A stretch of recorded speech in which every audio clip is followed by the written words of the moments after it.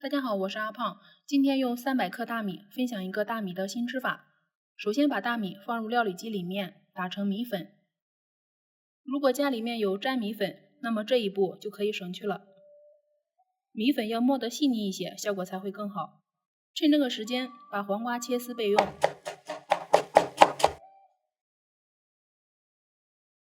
几瓣大蒜也切成末。把打好的米粉取出来，接下来再用150克的热水和面，搅成团之后加少许食用油，这样做出来会更加的晶莹剔透。趁热揉成光滑的面团，像这个样子就可以了。抓起一丢，放在掌心里面搓成长条。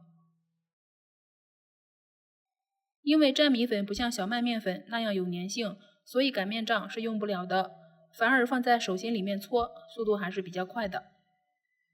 现在已经全部搓好了，水开之后下进去，用筷子拨开，防止底部粘锅。煮至夹起一个咬一口，看一看里面没有白心，就可以捞出来了，放在凉水里面。过下凉水之后再捞出来。加入辣椒面、蒜末，再把烧好的热油浇上去，加入食用盐、香醋、生抽、小磨香油、黄瓜丝，搅拌均匀。